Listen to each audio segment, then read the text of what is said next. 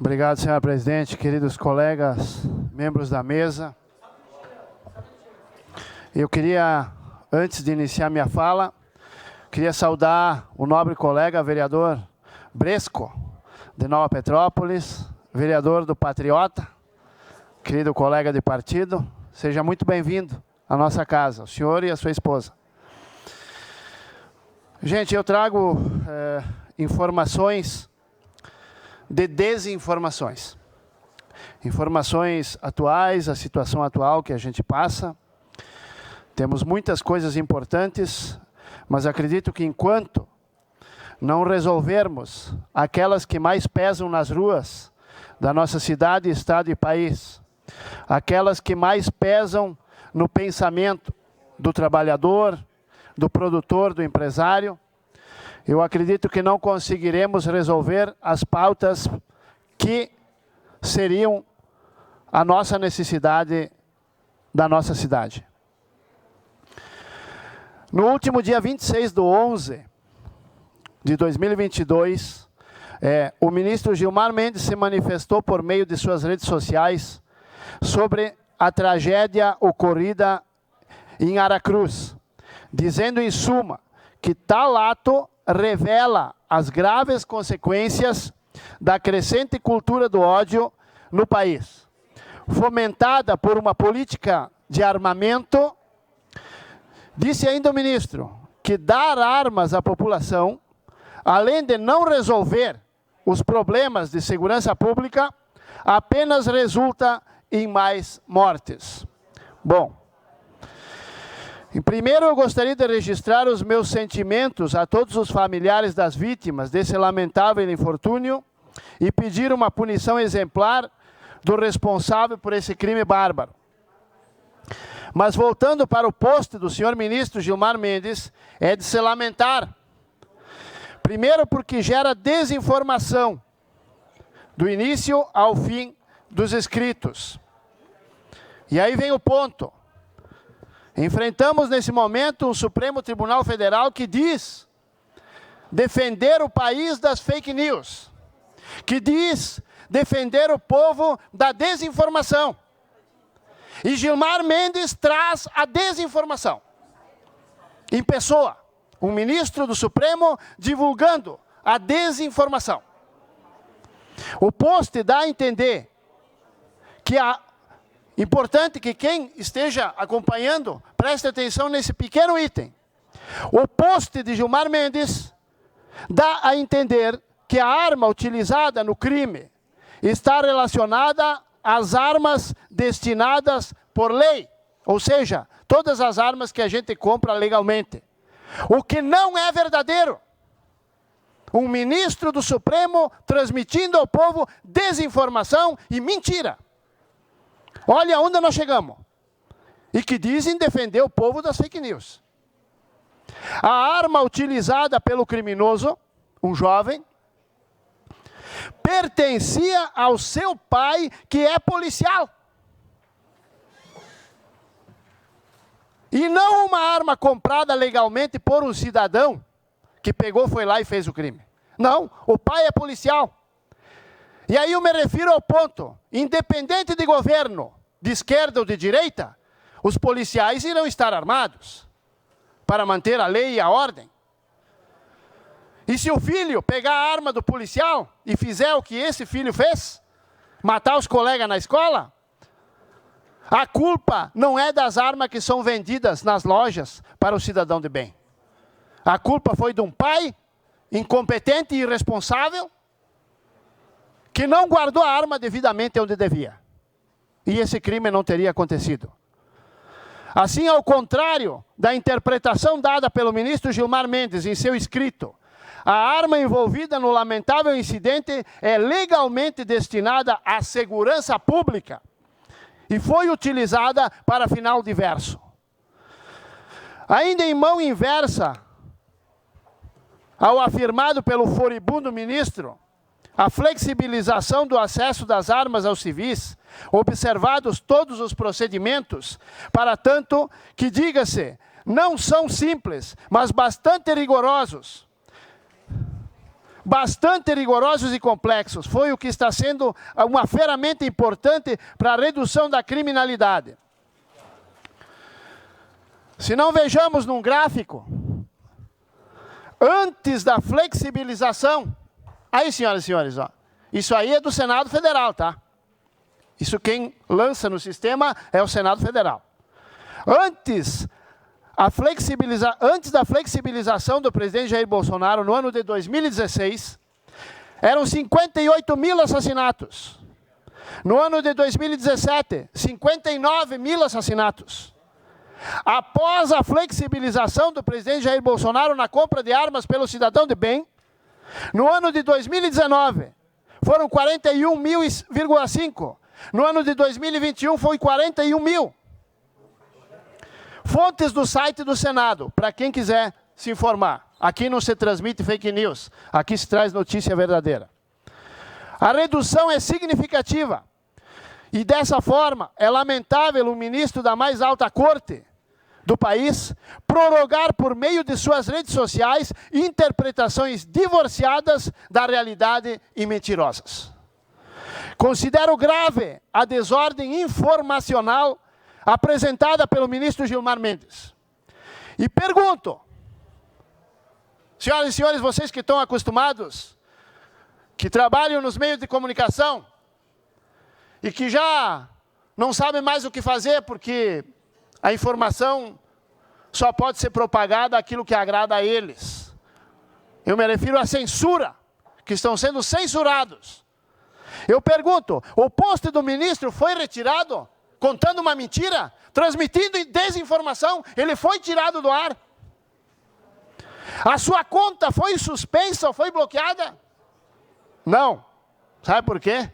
Porque ele faz parte daquele time. Aquele time que vence usando a mentira e a desinformação. Ditadura inconstitucional. E aí eu volto a lembrar, senhoras e senhores, aquela fala do presidente Bolsonaro. Eu ajo dentro das 4 linhas. Eles não estão agindo. E essa é outra prova. Que isso é ditadura inconstitucional. A censura seletiva promovida nesse país vai até quando? Essa lamentável situação.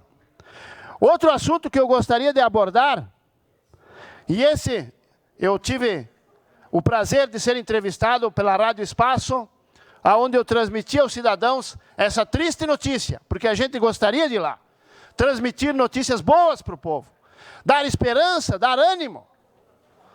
Mas infelizmente neste momento, parece que só notícia ruim é que a gente tem que transmitir.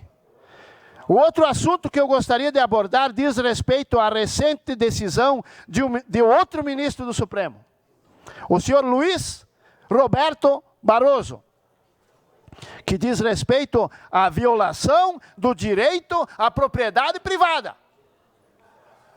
No dia seguinte, gente, pasmem, olha o detalhe, olha como o quadro vai fechando. No dia seguinte da eleição, quando as urnas deram vitória a Luiz Inácio Lula da Silva, no dia seguinte, o ministro Luiz Roberto Barroso foi determinado que os tribunais estaduais devem criar comissões para mediar desocupações coletivas antes de qualquer decisão judicial. Antes, quando que alguém, uma entidade, invadia o teu terreno, o teu território, a tua propriedade, a tua casa, você ia na justiça, pegava um advogado e o juiz dava em 30 dias a reintegração de posse do imóvel invadido. Juristas... Peço declaração de líder, senhora presidente. Segue, vereador Fantinelli, declaração de líder do Patriotas.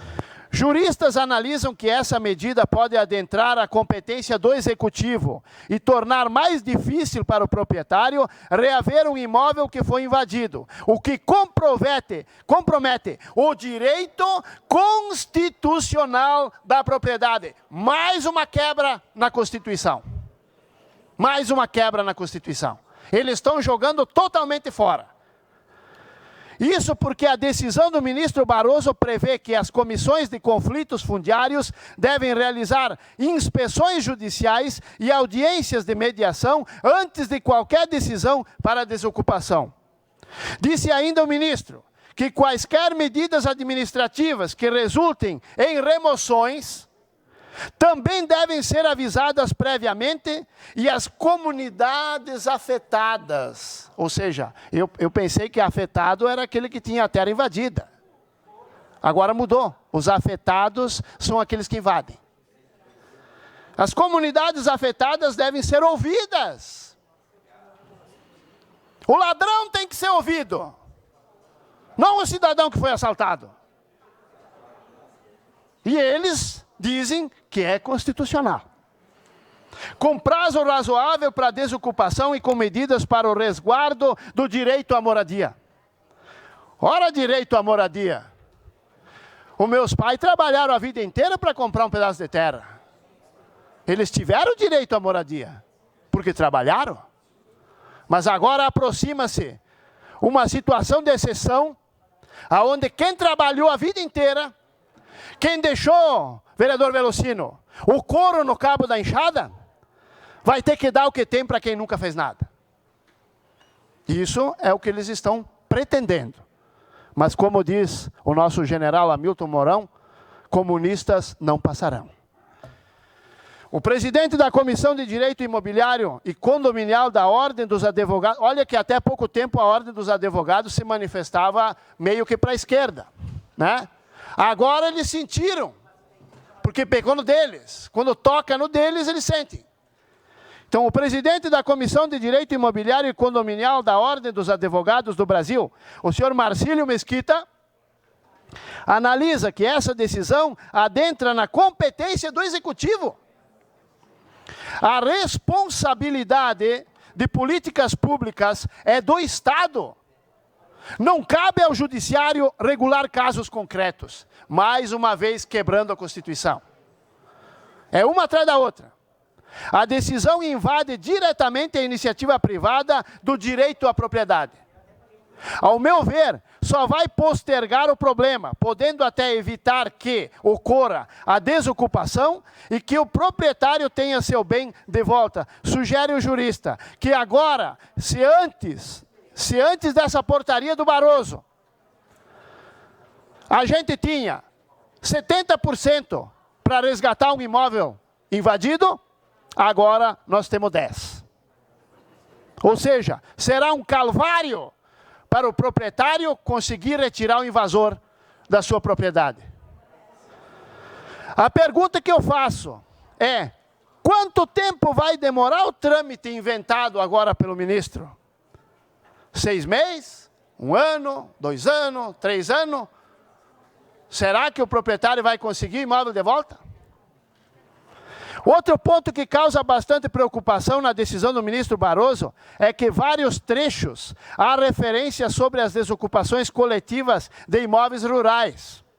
Conforme a recomendação lançada no item 17 da sua decisão, que diz: recomenda-se tanto quanto possível a orientação da atuação judicial e administrativa pela resolução do Conselho Nacional de Justiça, que recomenda aos órgãos do Poder Judiciário a adoção de cautelas quando da solução de conflitos que versem sobre a desocupação coletiva de imóveis urbanos e rurais durante o período. Então, vamos se preparando, gente. O outro ponto que causa bastante preocupação, no mesmo contexto, novamente há referências. Tais menções causam grande preocupação, pois demonstram claramente que a propriedade privada está em total perigo. Notem que a decisão, no que tange aos imóveis rurais, não é direta, mas bem sutil, para prejudicar mais ainda o morador do interior que tem as suas propriedades. Importante registrar que, ao que parece, tal decisão é uma preparação para o que há de vir. Essa portaria é uma preparação para o que há de vir. lançando mão em doses homeopáticas para que no futuro próximo seja aplicado esse entendimento às invasões de terras rurais.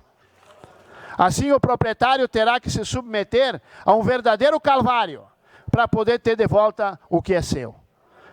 A relativização da propriedade privada é perigosa, mas mais perigoso que isso é o poder judiciário literalmente legislar sobre matéria constitucionalmente reconhecida.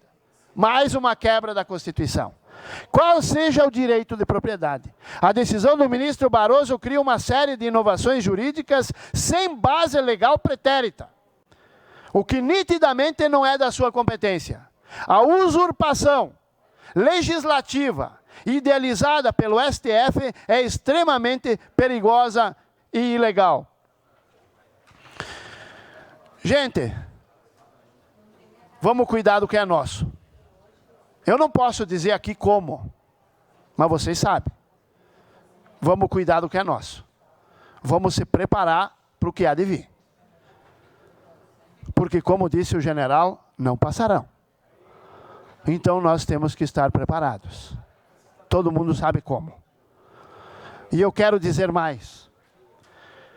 Falando do interior, que é aquele que eu represento.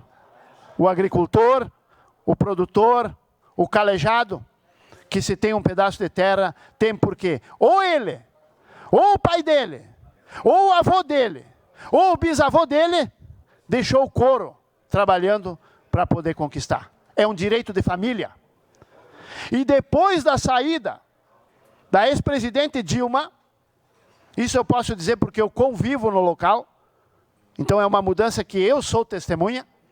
Depois da saída da presidente Dilma, os assaltos a propriedades rurais foram baixando tanto que hoje, pasmem, hoje, ataque direto às propriedades rurais não existe mais. Porque naquele tempo eles chegavam armados de fuzis, pegavam os agricultores, trancavam dentro da câmara fria, roubavam tudo que tinha na fazenda e dentro de casa e iam embora bem tranquilo. Agora, já há 3, 4 anos, eles não fazem mais isso. Eles roubam, fazem o abigeato, roubam gado de noite, escondido. Mas ataque direto às fazendas e às propriedades nunca mais aconteceu. Será por que nunca mais aconteceu? Será por que eles não vão mais nas fazendas roubar agora? Hã? Porque o fuzil canta, e ele canta bonito. Bem bonito. Por isso eles não vão mais. E se eles forem, mesmo agora com troca de governo, ele vai cantar muito mais. Obrigado, senhora presidente.